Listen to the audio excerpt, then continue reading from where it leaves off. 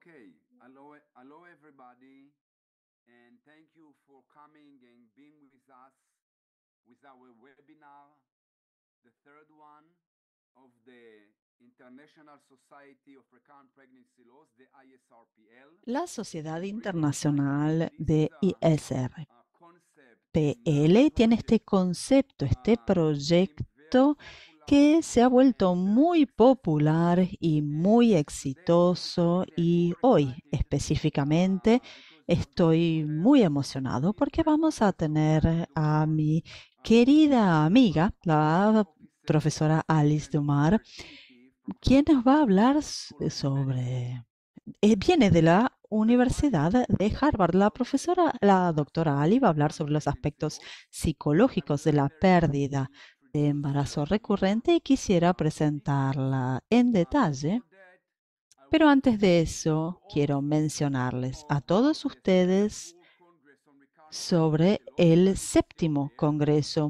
This is Mundial going de to happen in Singapore from the WCRPL que se va a 16th hacer en to the Singapur 19th of entre el January 16 y el 2025. 19 I de enero strongly recommend 2025. all of you Les go recomiendo to a the website, todos ir a la look into página what's going to web, happen. I think fijarse today qué es we lo que va a have already the suceder. scientific Y hoy program, ya tenemos, creo, el and programa I'm really científico. expecting to see you there. Y espero poder And verlos ahí y our experience is going to be según very, nuestra very good. experiencia va a ser So algo please all muy join us to this exitoso. congress. Así que I súmense want to también a thank este very much congreso.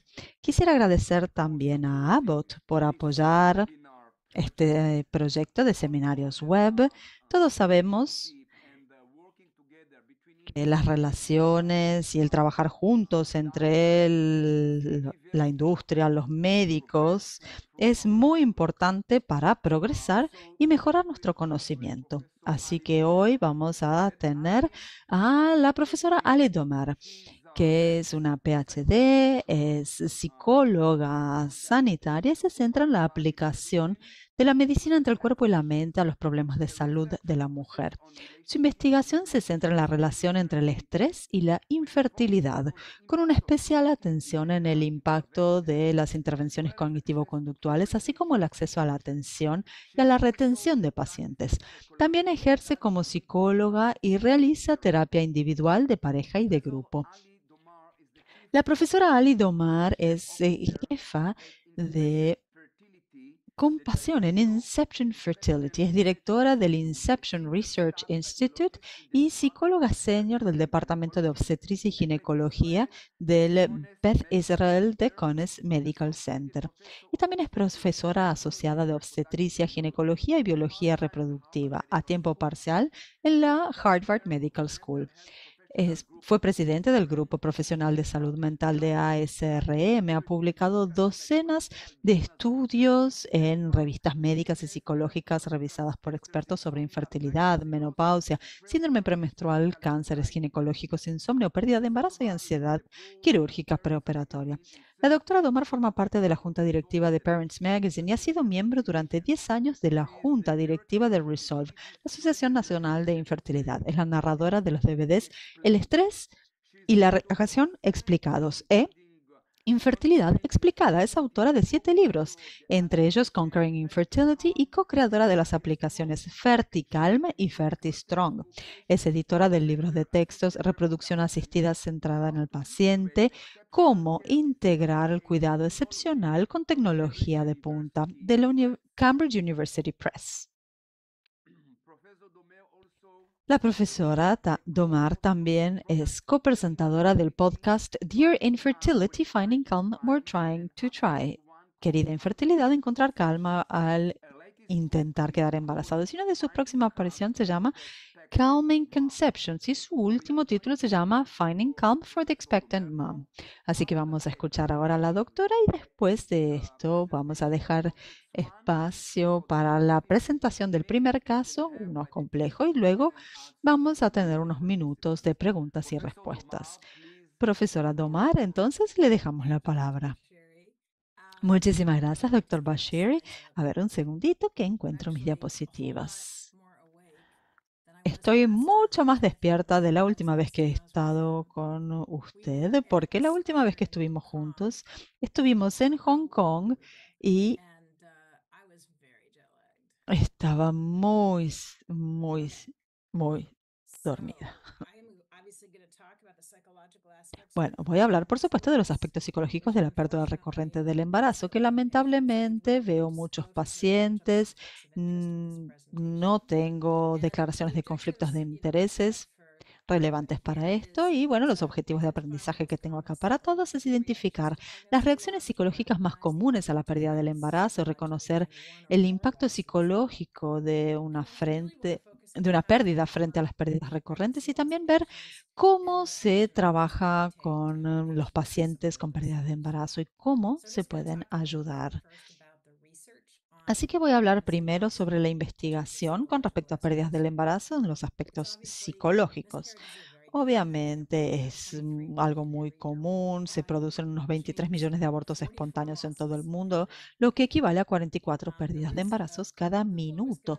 Y el riesgo conjunto de aborto espontáneo es del 15%, pero por supuesto aumenta con el aumentar de la edad de la mujer y del 10 al 15% tienen el 10% de las mujeres puede tener un aborto espontáneo, dos abortos del 1 al 9% y tres o más del 0 al 7%. Y por supuesto, todos vemos a mujeres con tres o más. Por supuesto, la edad es un factor importante de aborto, o edad muy temprana o edad muy avanzada, menos de 20 o más de 35, la edad avanzada del hombre, índice de masa corporal muy bajo, muy alto, la etnia negra, abortos previos, tabaquismo, alcohol, estrés, trabajo en turnos de noche, contaminación atmosférica y exposición a pesticidas. Lamentablemente, la comunidad médica no siempre ha sido muy sensible a las consecuencias psicológicas de la pérdida de embarazo.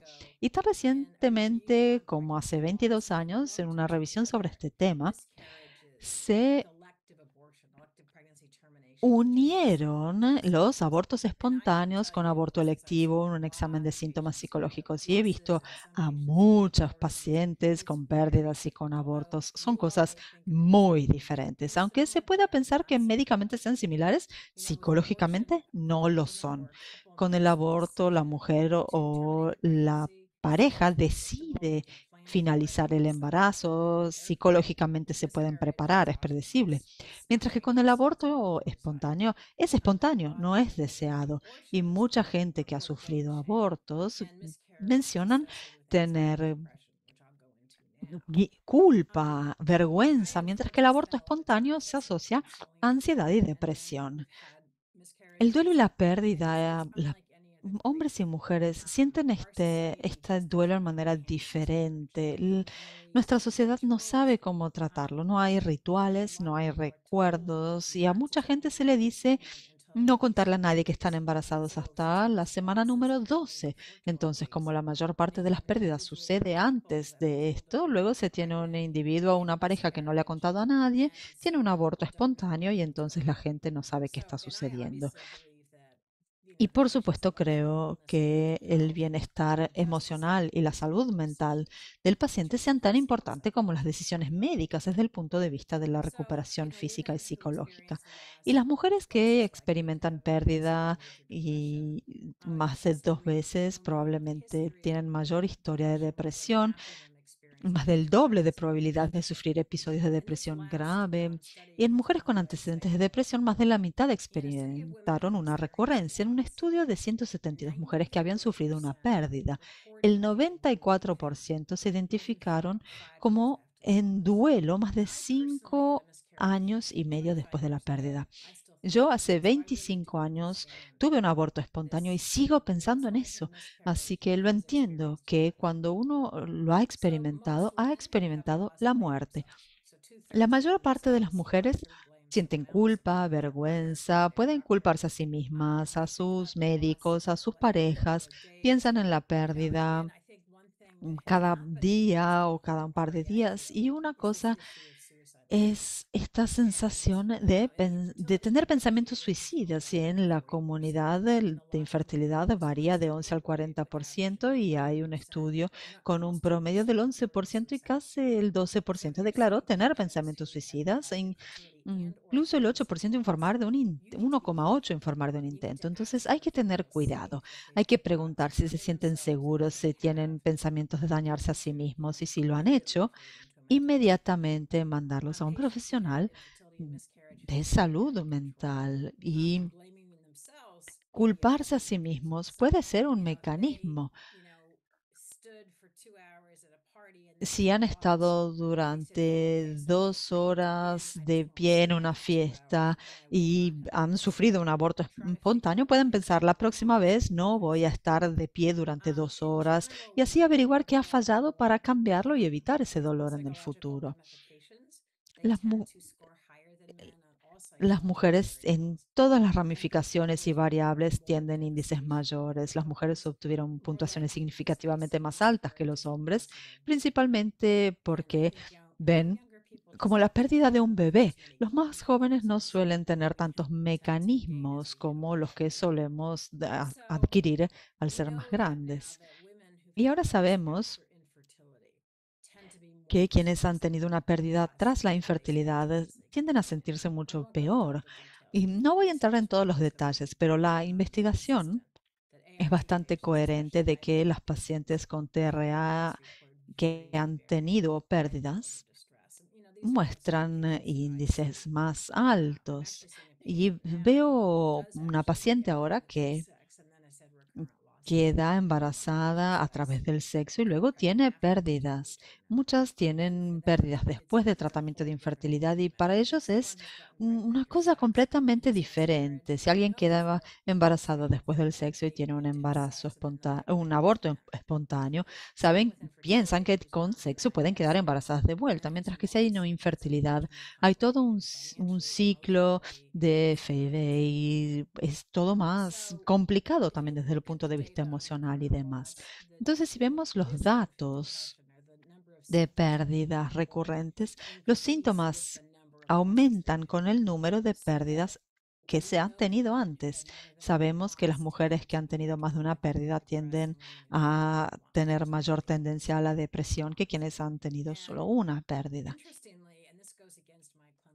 Y hay un pequeño estudio que muestra que si las mujeres conocen la causa de su pérdida, no tiene un impacto significativo en la ansiedad, que es interesante porque yo he tenido pacientes que al descubrir la causa me dicen que ayuda al saber el motivo.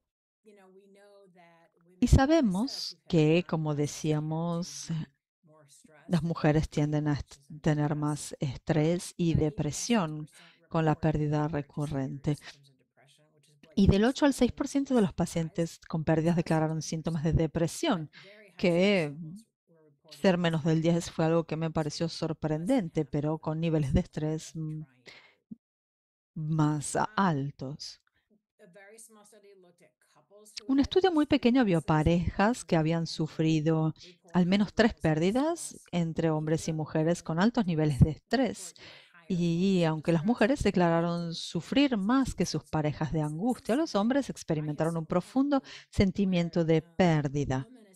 Lo he visto donde las mujeres sienten la pérdida, la atención, la gente las apoya y creo que la pareja masculina siente una necesidad importante de tener que también apoyarla. Y cuando hablo sola con los hombres, me dicen que están sufriendo mucho porque también ellos han perdido un bebé, pero sienten que tienen que ser fuertes para sus parejas porque sienten que si muestran cuánto están sufriendo, van a lastimar a la pareja. Entonces, no subestimen esto, sea hombre o mujer, cuánto la pareja está sufriendo, porque también necesitan atención. Entonces, en hombres y mujeres con pérdidas múltiples, por supuesto, hay un nivel más alto de depresión.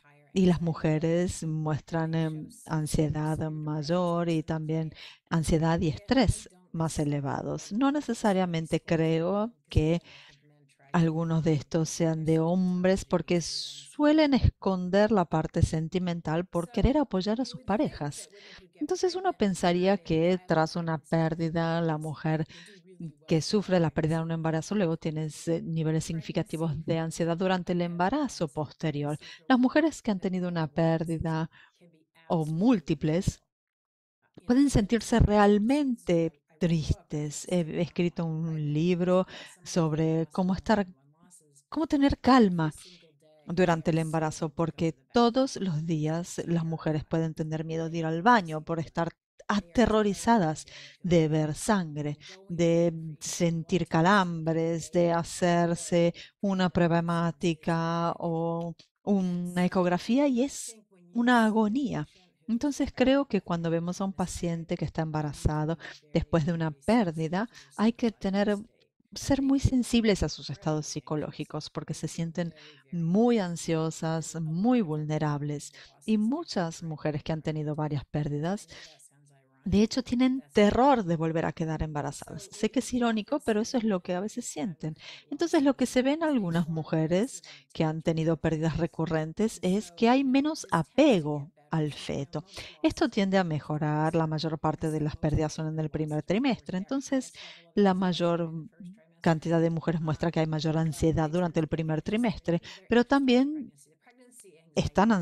hay ansiedad durante el embarazo. Se reduce una vez que superan esta fecha de la última pérdida. Supongamos que pierden el bebé a las 11 semanas, después de las 12 semanas se empiezan a sentir más tranquilas. Entonces, en un estudio de 192 mujeres con un hijo ya de 1 año, la mitad de las mujeres que habían experimentado la pérdida informaron altos niveles de ansiedad, de depresión, de dependencia de sustancias, de abuso de sustancias. Y este estudio mostró que el número de pérdidas anteriores, una mujer con un niño, es una predicción de ansiedad muy robusta en el año de posparto.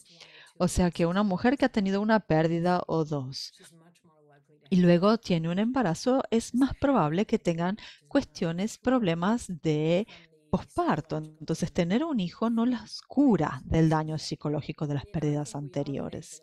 Y muchas veces pensamos que si alguien ha tenido una pérdida y luego tiene un bebé, van a estar bien. No es así. Entonces, ¿cómo hacemos para apoyar mejor a nuestros pacientes? Sabemos que las mujeres que han tenido una pérdida o más sienten ansiedad, depresión, culpa, aislamiento. Entonces, ¿qué podemos hacer? Yo soy psicóloga y sé qué hacer, pero ustedes como médicos, enfermeros, del lado médico, tienen que recordar que para nuestros pacientes ese primer beta positivo puede representar un bebé y pueden decirle al paciente que el primer beta fue bajo o que no tiene el doble normal, pero puede que lo que esté escuchando es que está embarazada. Y esto puede sonar raro para quienes no están acostumbrados a trabajar con las pérdidas, pero después de ese beta, la paciente ya empieza a pensar en nombres, lo empiezan a contar a sus amigos, a sus familias, y empiezan a imaginar la habitación del bebé y un enorme número de pacientes están empezando a ver cuál es el sexo de los blastocitos. Y yo he tenido a pacientes que han dado nombres a estos blastocitos y tuve ah, una paciente que lo nombró Henry. Durante 2 semanas hablaban de Henry y luego le dio un beta negativo. Y de hecho, para ella probablemente sufrió en manera muy similar a alguien que tuvo un aborto espontáneo. Entonces, si realmente tienen un hijo, están pensando en la edad, en la diferencia de edad, están pensando en cómo será la familia. Entonces, puede que no nos sentamos tan cómodos hasta que una ecografía prenatal sea normal, mientras que para ellas puede que ya lo empiecen a pensar en cuanto ven que están embarazadas. Entonces, importante comunicar con los pacientes en forma cálida, comprensiva. Seleccionar cuidadosamente el lenguaje. Se ha visto que si la paciente está ansiosa, no va a retener hasta el 93% de la información que se dé. O sea que es muy importante que todo lo que sea importante para la paciente quede por escrito. Y también hay que tener cautela con el modo en el que hablen, porque si hacen, por ejemplo, un ultrasonido y ven que el corazón va a 100, puede que estén pensando no que sea demasiado bajo, sino simplemente estar pensando que hay un latido.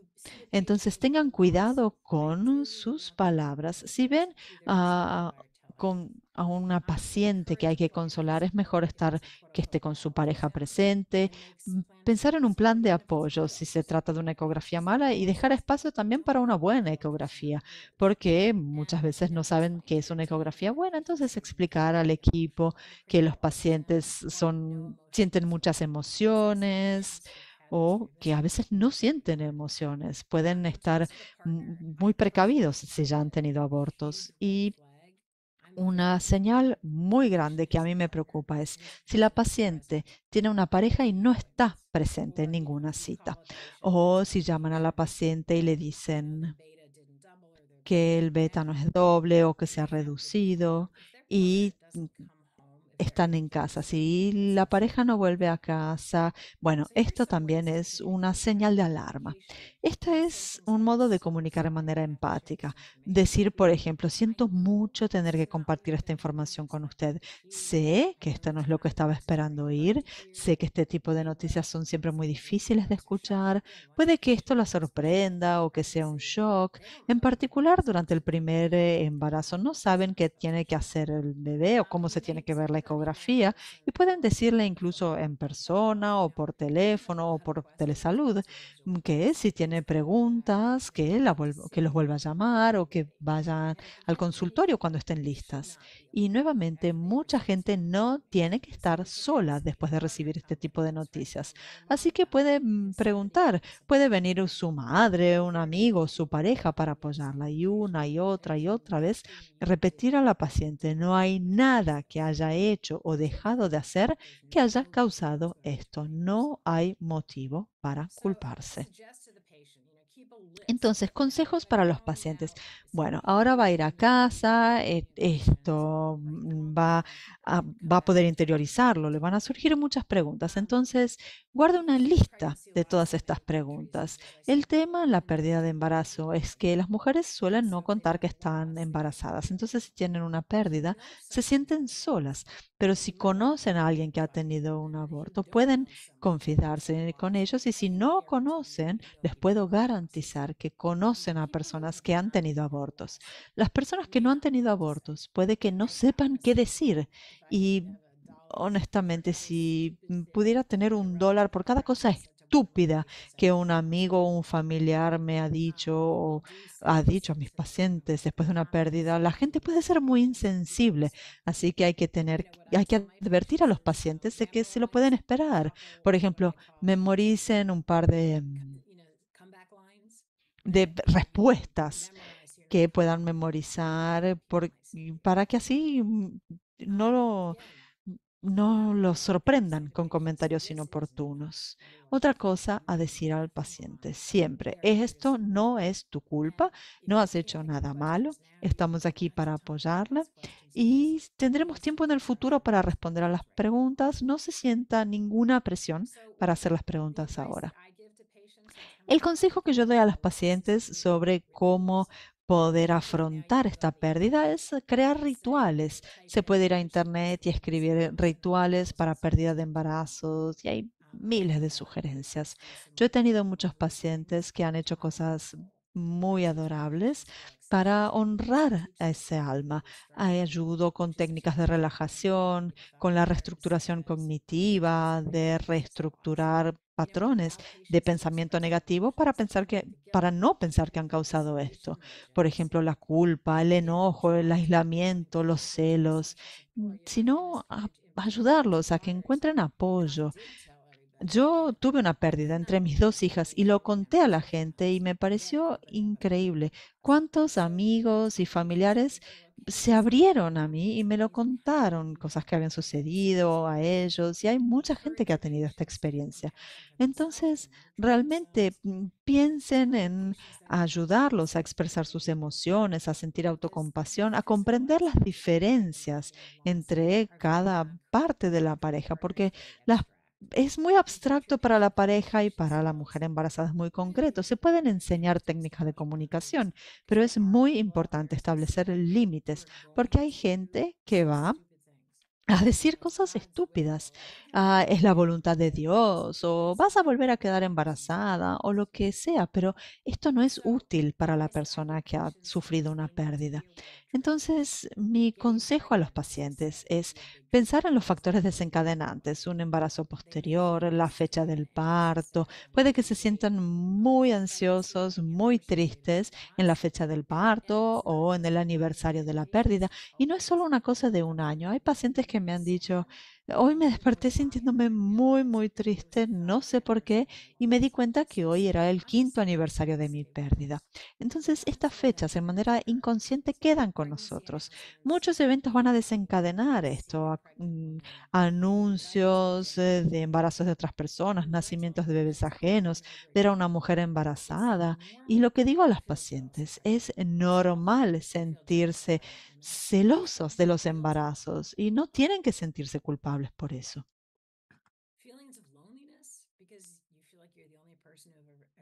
Sentimientos de soledad, porque puede que se sientan aisladas, irritables. También es la ira, es muy común. Entonces, recordar que también la pareja puede estar triste, puede que ella quiera sentarse o quedarse en la cama y estar solo triste y escondido, mientras que él puede estar escondido, enojado o irse a casas de amigos. Y las dos partes de la pareja van a tener necesidades diferentes. Quizás ella necesita un abrazo y él salir a correr. Entonces no esperen que la pareja actúe o se siente de la misma manera que ustedes. Con respecto a la comunicación en la clínica, enseñar al equipo frases y habilidades de afrontamiento con pacientes en duelo. Si ha tenido una pérdida, hay que tener mucha paciencia, hay que repetir, hay que hacer visitas de seguimiento, tener mucha paciencia, porque es difícil procesar en medio del dolor. Comprender que es normal tener depresión, ansiedad, y duelo por un aborto espontáneo. Disponer de recursos de apoyo emocional, panfletos, para ayudarlos con la pérdida o las pérdidas. Y también ser conscientes de la carga emocional que estos pacientes suponen para el equipo. Y mucha gente que trabaja en este ámbito se siente muy cercana a los pacientes. Yo tenía un paciente que me gustaba, que, que, que bueno, su tristeza afectaba a mí y al equipo. Entonces, la conclusión, el aborto espontáneo, especialmente después de la infertilidad, se asocia con altos niveles de angustia psicológica, incluso el trastorno depresivo mayor e incluso el suicidio. Estos síntomas psicológicos negativos pueden durar años. Muchos pacientes se culpan a sí mismas y hay muchas formas en las que el médico, enfermeros y el resto del equipo pueden apoyar a la paciente y a su pareja con la comunicación empática, el uso de rituales, autocuidado, la comprensión de que la pareja puede enfrentarse a la enfermedad de modo diferente y no está mal, y hacer una atención más centrada en el paciente. Gracias y espero no haber tomado demasiado tiempo.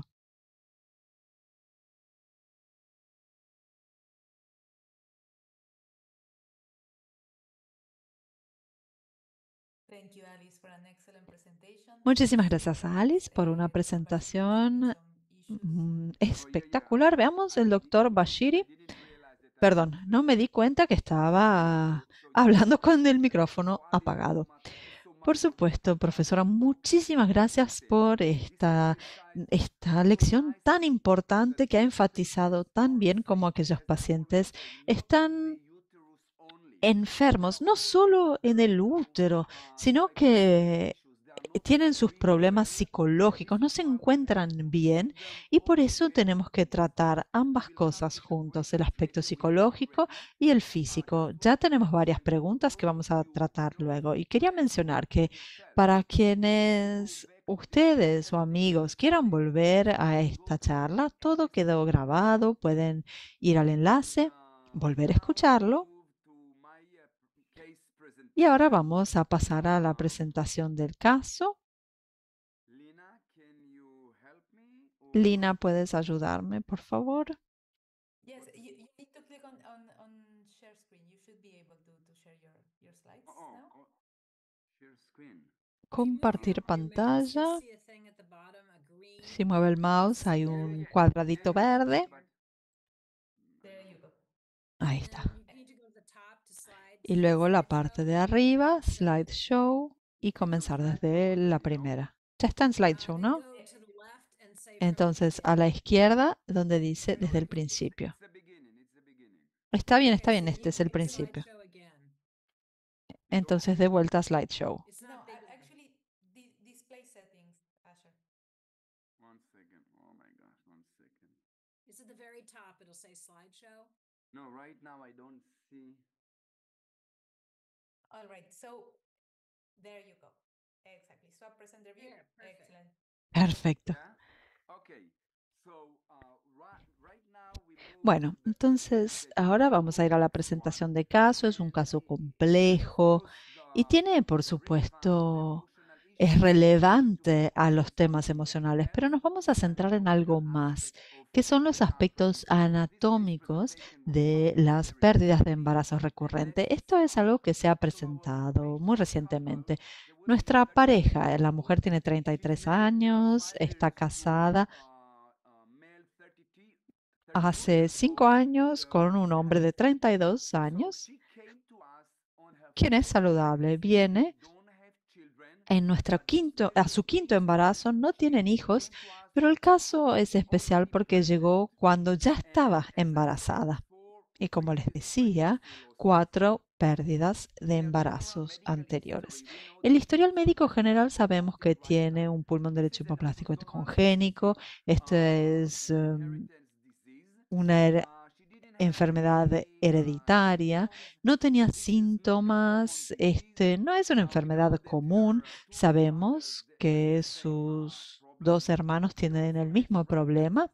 También tiene una desviación del eje derecho en el corazón sin síntomas y además tiene asma sin tratamiento permanente. En su historial quirúrgico tuvo una laparoscopía por una torsión del ovario derecho en el 2018 y en el 2020 una septectomía uterina parcial por una útero bicorpóreo, que es la malformación uterina congénita. En su estilo de vida no fuma, no bebe alcohol y también es alérgica a la papaverina que le dan convulsiones. Con respecto a la exposición ambiental, nada a declarar. Con respecto a su historial, tuvo un útero bicorpóreo diagnosticado después de la primera pérdida del embarazo y se hizo una septectomía parcial uterina que fue considerada un éxito. Esto es su historia de embarazo riesgo. Pueden ver que son detalles muy similares. A las 8 semanas tuvo una pérdida de embarazo sin corazón a los 4, luego tuvo procedimientos y en la última tuvo un análisis genético del producto de concepción que reveló un cariotipo normal. Entonces, en su historial, tuvo una evaluación total de la pérdida de embarazo y esta evaluación fue según las directrices ESRE 2018, 17, 22, 23 y acá pueden ver la trombofilia que fue negativa. Esta es la evaluación de trombofilia hereditaria que también fue normal, resultados negativos. La evaluación hormonal y metabólica fue normal, excepto por un nivel bajo de vitamina D.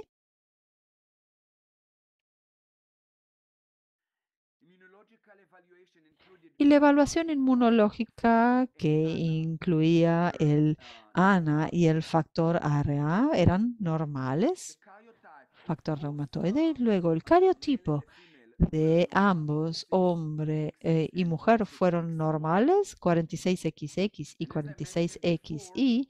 Y como mencionaba antes, en la evaluación uterina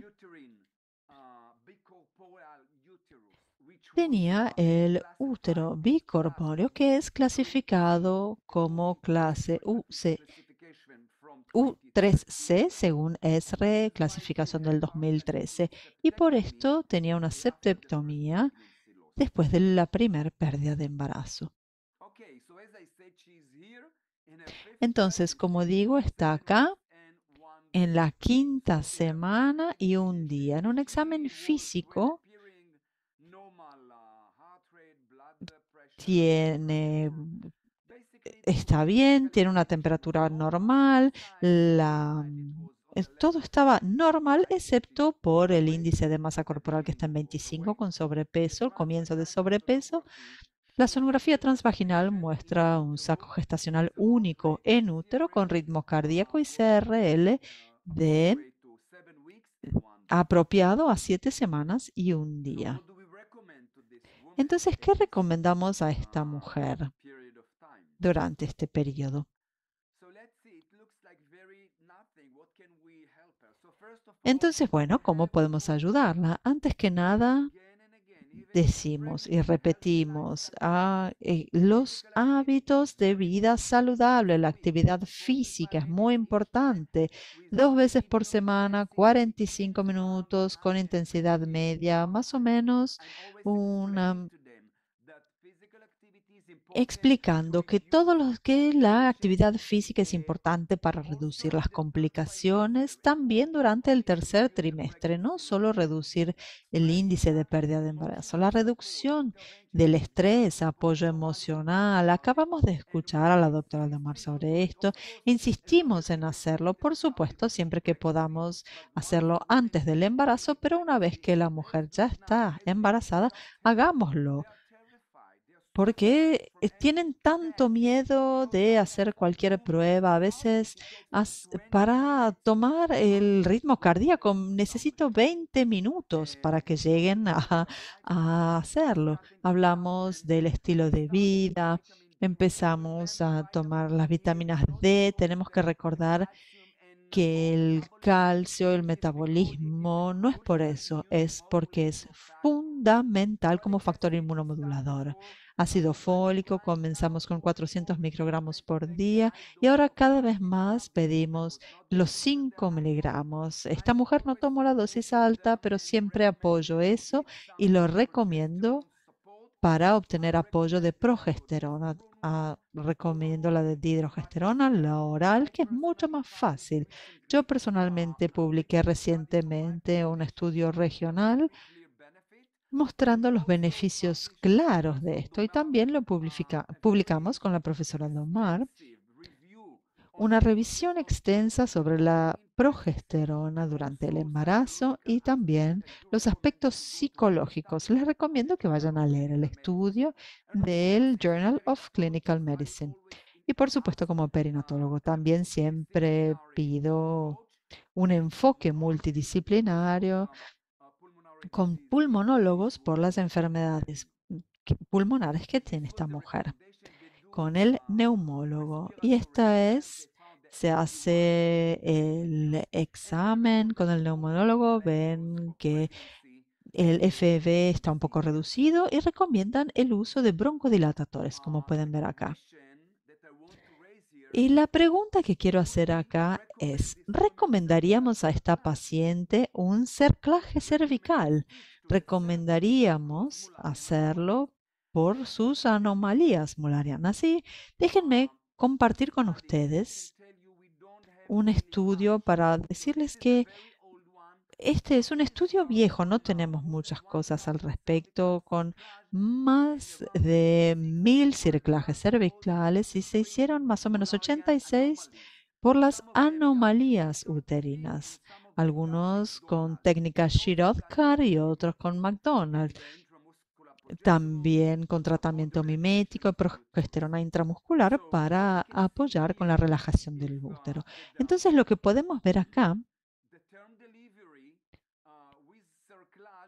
es que con cerclaje, ven las 86 mujeres con cerclaje, con anomalías, el 50% llegan al parto, que es 5 veces más alto. Y creo que esta información, además del aborto temprano, que eran solo 4 casos, que es casi 8 veces menos que antes del cerclaje, deja muy claro que la conclusión de este estudio, como pueden ver también en este documento, resumen de muchos otros, ven que muchos son muy antiguos. Esto es lo que tenemos en la literatura. Más del 60% de éxito con cerclaje en anomalías mullerianas.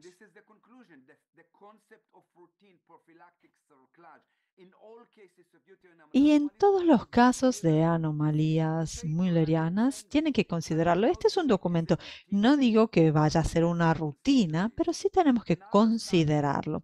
Otro estudio en 80 mujeres con anomalías uterinas se realizaron para 26 el cerclaje y para 14 no. Y esto después se hizo durante la semana 14 a 15 de gestación y vemos diferentes anomalías. En bicornudo vemos el parto a término en 16 frente a 27 sin cerclaje, más o menos 3 veces más alto con cerclaje que sin, con el útero bicornuato. El unicornio también es casi el doble que el bicornuato y en arcuato no fue realmente significativo estadísticamente. Entonces, la conclusión con el cerclaje cervical es que es un procedimiento eficaz para el útero bicornuato. Entonces, específicamente encontramos la efectividad del cerclaje cervical. Y lo que nosotros decidimos, básicamente yo decidí, como decía, muy pocos estudios hay con este tema. En nuestra paciente no tuvimos pérdida de embarazo ni pérdida pretérmino. Y este es el tema más importante para recomendar el cerclaje.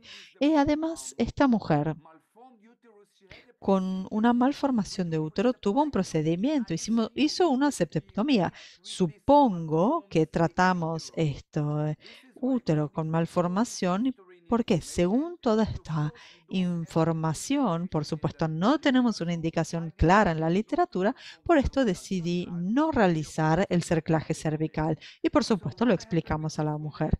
Entonces, ¿qué sucedió en la semana número 22? Tuvimos una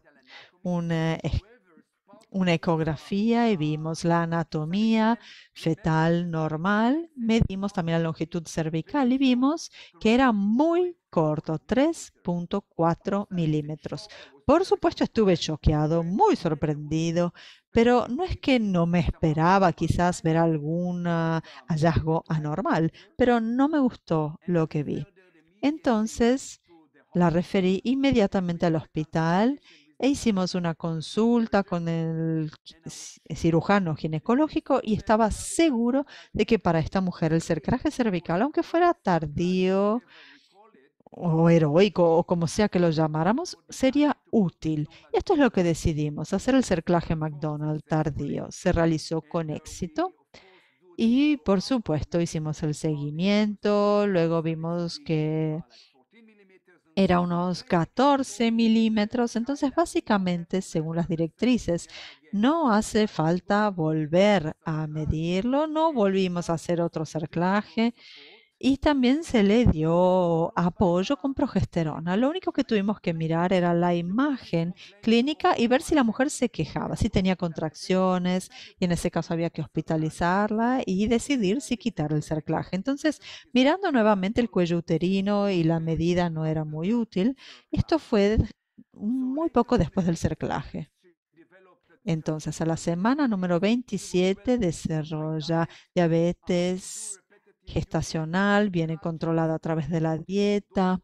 Se lo repetimos que es muy importante con la malformación uterina y la probabilidad de infección intrauterina debido a este cuello uterino corto. Entonces lo hacemos una vez por mes y por suerte dan siempre resultados negativos y llegamos así a la semana 36. Entonces la pregunta era qué tipo de parto queríamos hacer y qué se recomendaría. Básicamente, no había ninguna indicación sobre el por qué elegir cesárea. Sin embargo, debido a su historial obstétrico, una mujer de 1,45 m de altura materna, con esta altura tan baja no tengo miedo, pero no me gustaría tener una dilatación de segundo estadio o una cesárea. de urgencia. Entonces, preferimos así planificar la cesárea, le dimos el stone tardío antes de la intervención y, como les decía, trabajo siempre con un equipo multidisciplinario, por lo que consultamos con el neumólogo y con el anestesista por la y recomendaron hacer anestesia raquídea. Y luego realizamos la cesárea en la semana 37, un bebé muy sano, con el peso un poquito menos de 2,5 kilos, la puntuación de Apgar normal. También quitamos el cerclaje, mientras que la mujer estaba con la anestesia. Entonces, este caso nuevamente representa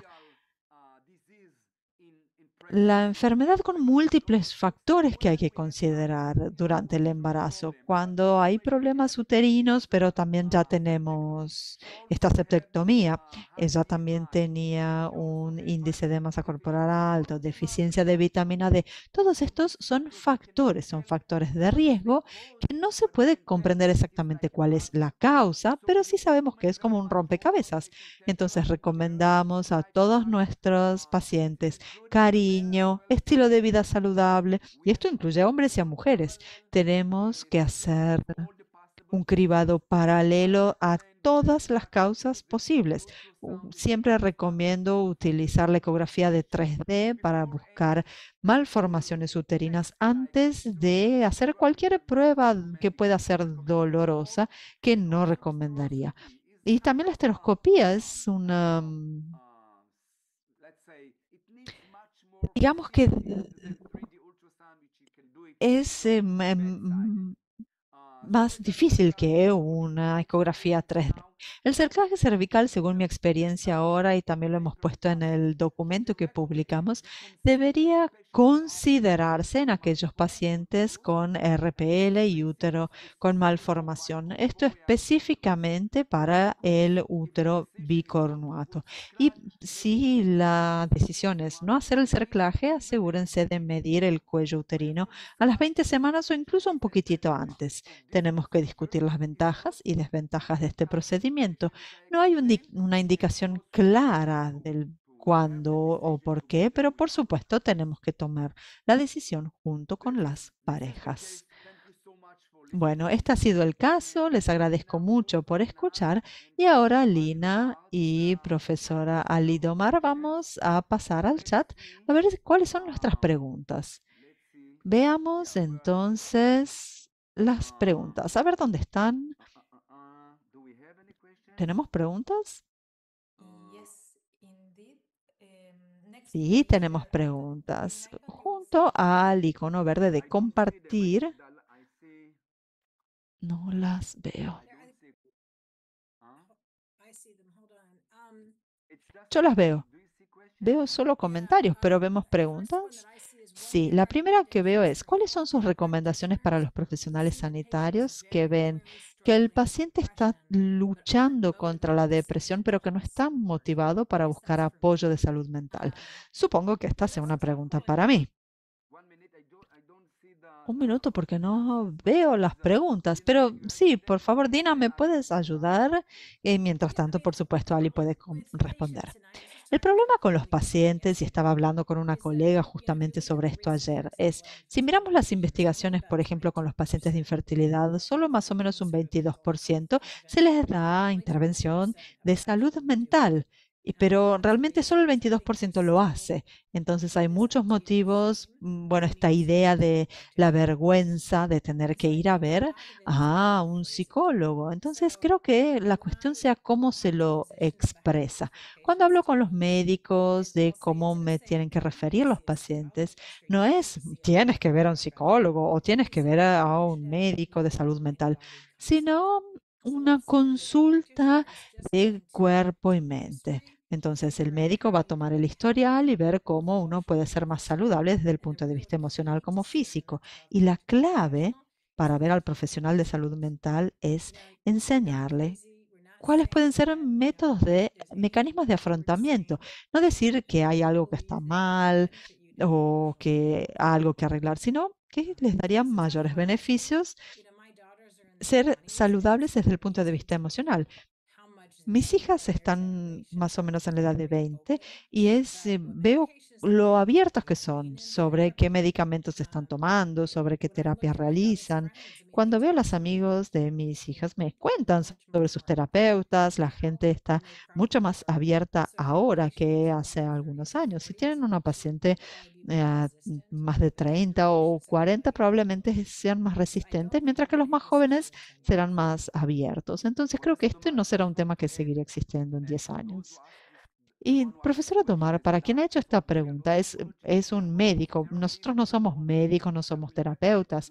Lo que sí recomendaría hacer es hablarlo, dedicarle algunos minutos, porque si dicen, sí, tendría que ir a buscar apoyo emocional, le puedo hacer alguna problemática.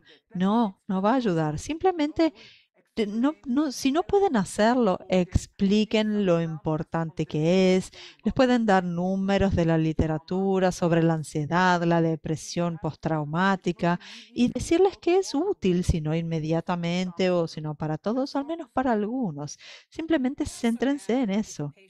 Y también añadir que si un paciente bueno, también decir que es más normal estar ansiosos y deprimidos que sentirse bien. La mayor parte de las personas que tienen pérdidas o abortos se sienten terriblemente mal. Les decía que la mayor parte de las mujeres que han tenido pérdidas se sienten celosas de las mujeres embarazadas. Y lo digo una y otra vez, es totalmente normal. Tenemos otra pregunta.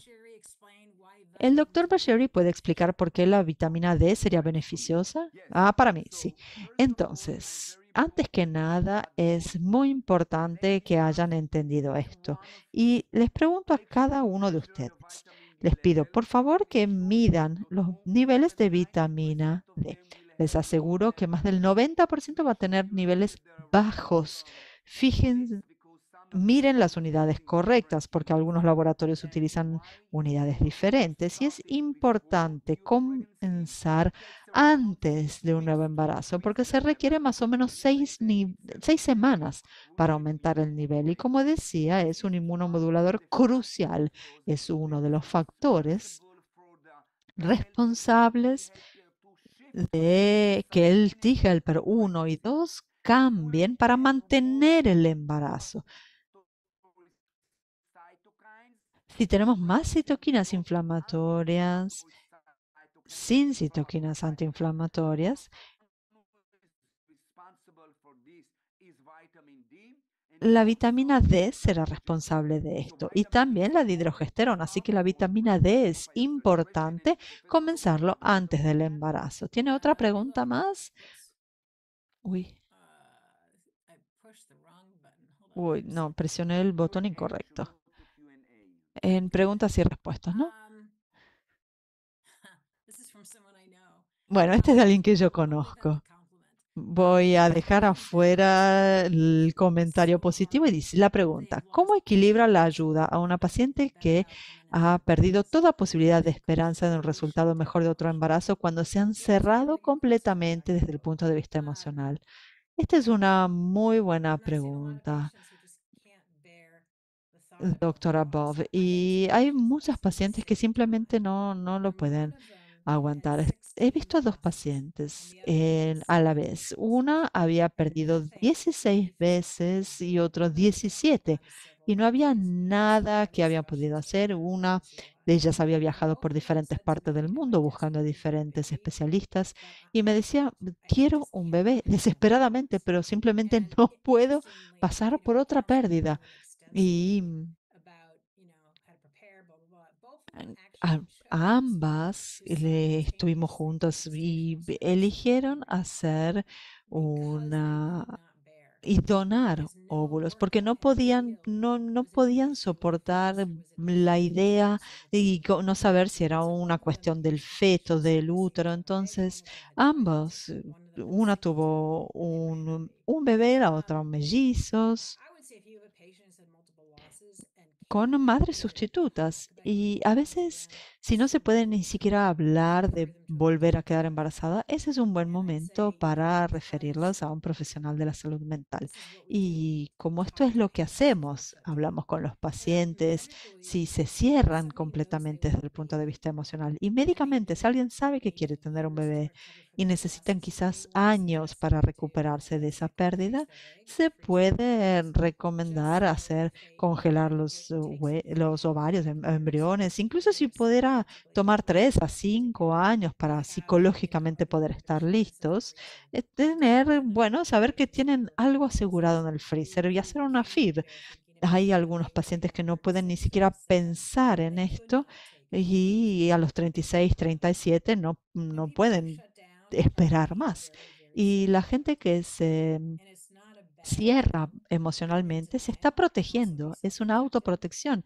Y la negación puede ser también una autoprotección, pero puede ser durante poco tiempo o mucho tiempo. La edad no es nuestra amiga con respecto a las pérdidas de embarazos, así que referir a un profesional de la salud mental y o quizás recomendar la FIV. Y congelar embriones. Estoy viendo la pregunta y el tiempo a la vez. Tenemos una pregunta de si compartir este nuevo embarazo con las familias. Mi opinión es no, no, porque el sufrimiento, lo que suelo recomendar a la pareja hablar entre ellos, porque una vez que se comparte con amigos, con la familia, van a recibir llamadas telefónicas todos los días. ¿Qué está sucediendo? ¿Qué ha sucedido? Vayan acá, vayan allá.